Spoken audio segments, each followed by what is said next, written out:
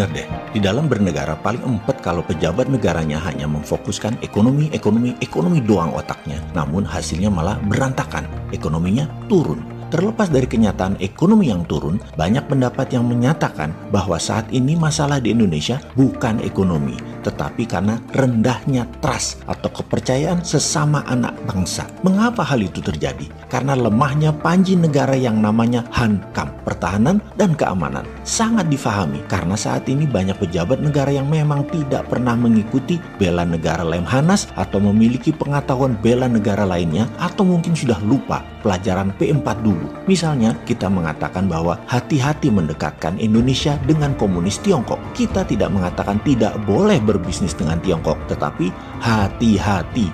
Hati-hati karena kita tahu bahwa Tiongkok menjalankan strategi ofensif, yaitu kolonialisasi 5.0. Dengan mengingatkan hal seperti ini, lalu kita dibilang anti pemerintah. Kok gitu ya melihatnya? Kalau anti pemerintah, kategorinya cuma bisa nyinyir dan tidak memberi solusi. Sementara kita lengkap alasannya mengatakan hati-hati itu kenapa? Dengan Tiongkok itu harus hati-hati kenapa? Dan membuktikan bahwa Tiongkok menjalankan kolonialisasi 5.0. Mau bukti? Berapa kali kita mengatakan bahwa nation interest sebuah negara bisa menjadi nation threat negara lainnya. Kalau yang kelola negara paham apa itu strategi geopolitik negara lainnya. Misalnya, Tiongkok yang punya nation interest untuk menghidupi 1,5 miliar penduduknya. Telur ayam satu hari mereka butuh berapa ton? Bahan bakar minyak BBM mereka butuh 10 juta barel per harinya. Gas, beras, minyak goreng, berapa ton per harinya mereka butuhkan. Sebagai negara produsen, mereka juga memerlukan bahan baku industri yang berkelanjutan. Dan strategi bernegaranya disusun rapi sejak 40 tahun yang lalu. Inilah nation interest Tiongkok yang bisa menjadi ancaman nasional negara lain termasuk Indonesia kalau sadar bernegara. Kita review mundur sebentar pelajaran bernegaranya. Dulu Indonesia punya Repelita, rencana pembangunan 5 tahun, mulai dari ketahanan pangan hingga membangun industri dalam 6 Repelita. Repelita adalah pengejauhan tahan dari GBHN, garis besar haluan negara. Ketika demokrasi ala Amerika masuk dengan berubah Undang-Undang 2002, bubrah itu GBHN. GBHN sekarang nggak ada lagi. Sehingga sudah tahun ke-18 saat ini Indonesia bernegara hanya menghabiskan APBN. Berpolitik hanya rebutan APBN. Pejabat hanya membuang APBN bukan untuk hal yang produktif, bukan hal yang menghasilkan nilai tambah. Kebijakan bernegara jadi mengikuti GBHN negara lain, seperti mengikuti strategi Tiongkok misalnya, yang menjalankan protokol kolonialisasi 5.0. Kita buktikan, kita mengingatkan strategi close loop-nya turis Tiongkok di Bali. Pertama, beli hotel penginapan mulai dari kelas melati sampai bintang 5. Lalu beli restoran.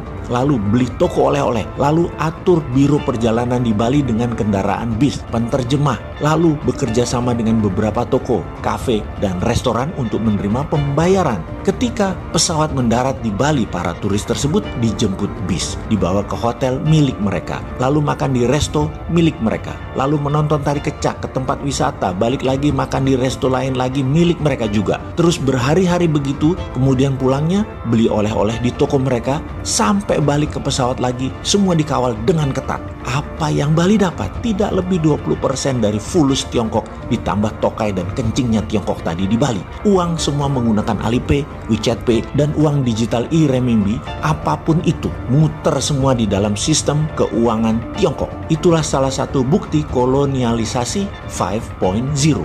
Mau kita teruskan lagi? Kemudian di Sulawesi ada kolonialisasi 5.0 lagi, di mana kali ini hubungannya dengan dunia tambang. Nikel yang kalau dari bumi mentah, ornya, bijinya, kandungannya tidak lebih sekitar 1,9%-an. Lalu dilakukan proses smelteran biar kelihatan canggih, padahal hanya membuang impurities atau bahan pengotor yang nggak diperlukan, hingga kadarnya naik dari 1,9 menjadi 25%. Wis, langsung diekspor. Yang jadi pertanyaan, kenapa nggak 50% kadar nikelnya? Atau kenapa tidak sampai murni 99,9% kadar nikelnya? Oh jangan, nanti litiumnya kebuang, nanti feronya kebuang. Indonesia kan pinter pejabatnya dan rakyatnya. 25% percaya dan dikatakan, wih itu sudah canggih. Naik dari 1,9% ke 25%. Canggih, Pol, keren Indonesia. Gitu pokoknya di pikiran semua orang. Disinilah hal yang disebut kolonialisasi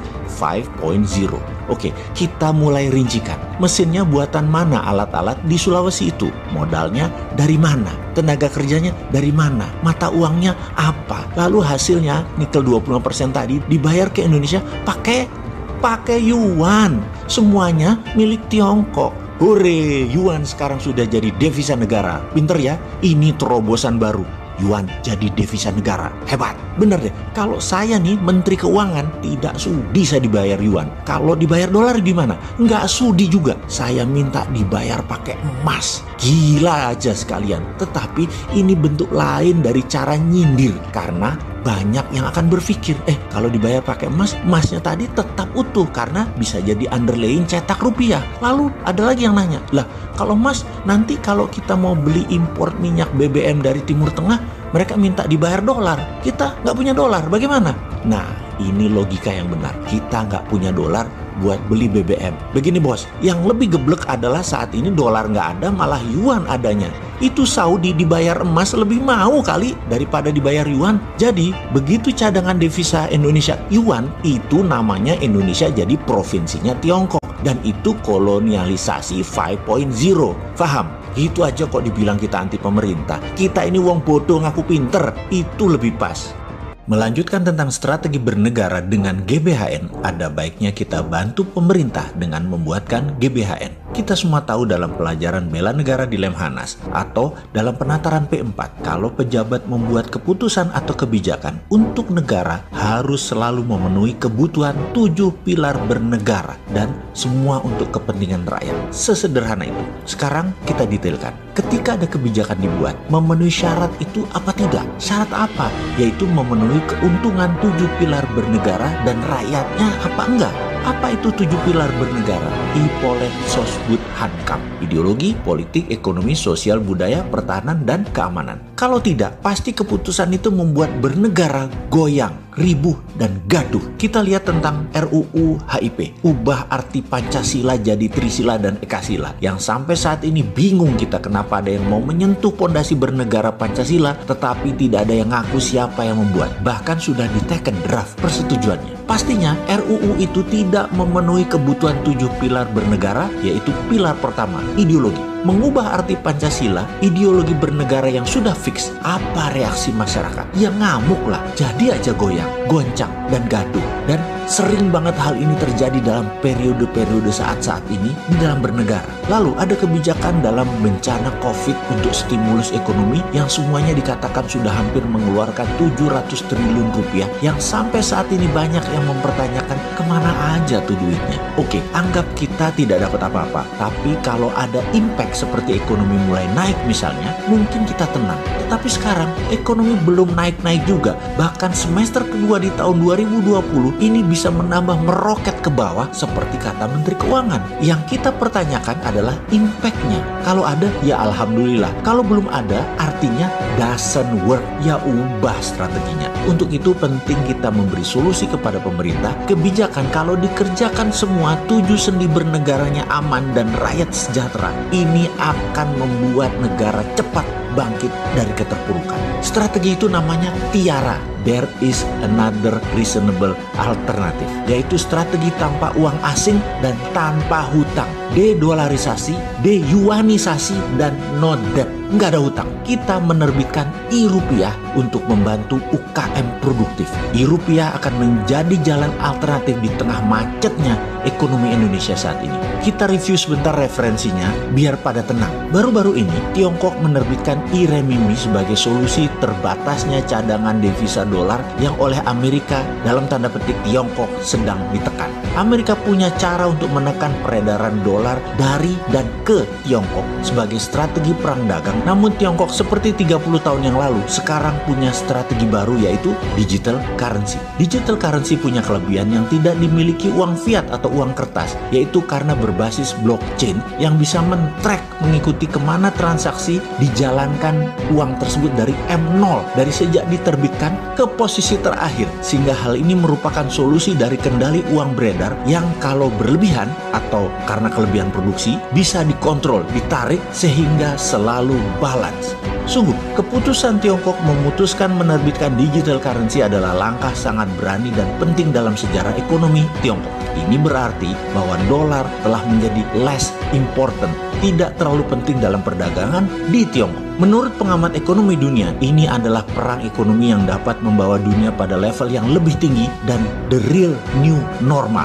Cina di tahun 2021 tampaknya akan fokus ke mata uang digital. Ini adalah mimpi lama Tiongkok dan apa yang telah direncanakan untuk dicapai setelah beberapa dekade lebih mereka merancang ini semua. Cina merencanakan uang digital terpisah e-renminbi, dan sekali lagi kita katakan, kenapa Indonesia tidak menirunya, terbitkan e-rupiah. E-renminbi yang akan menjadi mata uang digital yang dioperasikan oleh ekonomi utama dunia, begitu juga sama dengan e-rupiah. Samakan, mata uang digital akan berdaulat menyediakan alternatif fungsional untuk sistem penyelesaian transaksi dan menjadi alternatif cash flow baik di tingkat negara maupun perusahaan. Di sisi lain, penurunan penggunaan uang tunai diperkirakan akan terus berlanjut dan beralih ke digital di tengah semakin populernya platform pembayaran digital dan karena orang menghindari kontak fisik selama pandemi COVID. Semua ini menguntungkan e-rupiah. Sebagai informasi tambahan, untuk mempersingkat waktu operasional secara teknis digital currency blockchain,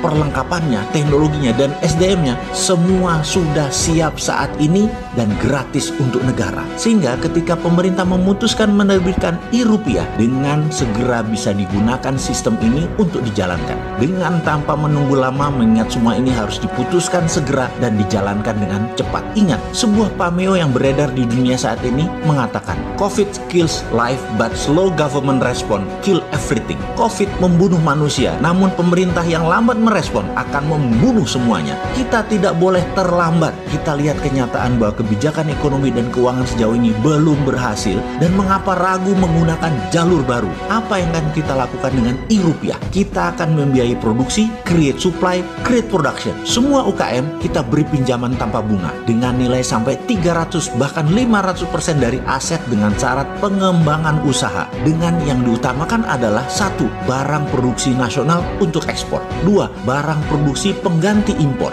3. Barang produksi untuk kebutuhan pangan dan kesehatan, 4. Barang tradable goods lainnya untuk pemenuhan kebutuhan dalam negeri atau domestic consumption. Sungguh, keputusan ini bagi Indonesia digital money adalah infrastruktur pertahanan negara yang utama. Indonesia mendadak menjadi negara berdaulat, independen, bisa menjadi terdepan memanfaatkan kemelut di Laut Natuna Utara.